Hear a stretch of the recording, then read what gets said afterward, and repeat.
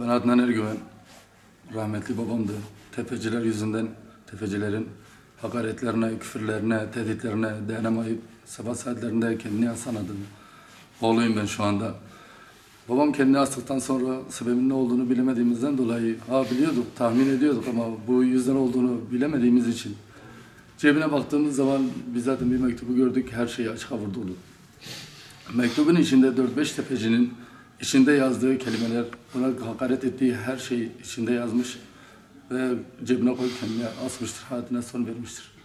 Mehmet Ergüven, yani Yurtdere Mahalle Muhtarıyım. Olay amcamın oğlu bu yaklaşık 5-6 yıldan beri bir şekilde bazı tefecilerin eline düştü. Yani bir şekilde yanlış bir ticaretten dolayı bir şekilde borçlandı bunlara. Ve bu 5-6 yıldan beri öne gelen bu şekilde gele ta bunalım, stres, sıkıntı, tehdit.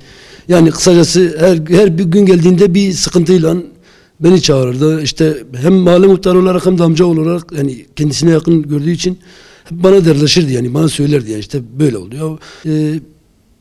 Bir hafta 10 gün önce yine bir şekilde beni aradı, yanıma geldi. İşte birkaç isim söyleyerek bunların eline düşmüşüm. Bunlar da beni ilallah ettirdi. Artık nefes alacak durumda değilim. Çok zor durumdaydı. Onunla ilgili amcamın oğlu Halit Ergüven dün akşam aşırı baskıdan, tefecilerin yaptığı aşırı baskıdan dolayı eve geliyor ve bunalıma giriyor. Bunalım sonucunda kendini evin merdiven bölümüne iple asıyor. Bu tefeciler yüzünden bu yaklaşık 5 yıldır bu sıkıntıyı çekiyordu. Aynı şekilde sıkıntı, stres, bunalım buraya kadar geldi ve burada da patladı, yani hayatına son verdi. Bizim bölge olarak yani bu tefeciler konusunda özellikle Mardin, Kızıltepe. Yani Kızıltepe bu tefecilerin yüzünden yürüyemez hale geldi. Sonuç itibariyle şu anda bir Halit gitti, başka Halitler girmesin diye, yani devlet yetkililerinden benim tek çağrım budur. Şu anda Halit yani Halit'le neşdeğer olan Kızıltepe'de belki 25 tane esnaf var şu anda aynı bu şekilde intiharın eşinde veya da ya tefeciyi öldürecek ya kendini öldürecek. Artık nereye kadar? Yani ne kadar ocaklar sönecek, ne kadar evler yanacak, ne kadar aşiretler, insanlar birbirine girecek bu insanlar yüzünden. Bu işte arkasındaki mektubu yetkililerden, yani Halit Ergüven'in, amcamın oğlunun bu arkasında bıraktığı intihar mektubunun devlet yetkililerinin okuyup dinleyip tek tek yani incelemelerini istiyorum. İncelemeleri de gerekiyor, yani zaten Halit intihar ederken arkasında 5 tane isim bırakarak ve bütün sorunlarını da yazarak orada bu sebepten dolayı intihar etmişim diye mektubu şu anda Kızıltepe Savcılığında duruyor.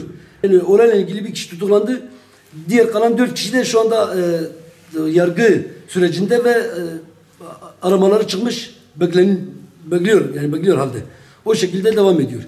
Bizim diyecek laf bulamıyoruz, yani kelimelerin kifayetsiz kaldığı nokta burasıdır yani. Devlet yetkililerimizden yani bu davayla ilgili bu süreci düzgün ve şeffaf bir şekilde bizi bu hakkı savunmaları için, bizi aydınlatmaları için devletimizden bunu istiyoruz. Aynı şunu da söyleyeyim. 40 gün önce 45 günü da yine aynı şekilde Faik Ergüven, amcamın oğlu, o da aynı amcamın oğlu. Kızıltepe'de ikamet ediyor, biz köyde ikamet ediyoruz. Amcamın oğlu da aynı şekilde yine aynı bu tefeciler başına gidip bizim paramızı yarına kadar getirmiyorsun, kendini öldür. Ve evden çıkınca amcamın oğlu orada kalp krizi geçirerek vefat etti. Amca aynı, yani yaşları da hemen hemen, o da aynı yaşlarda Faik Ergüven'de. Zaten Faik'le Halit hemen hemen yaşıttırlar.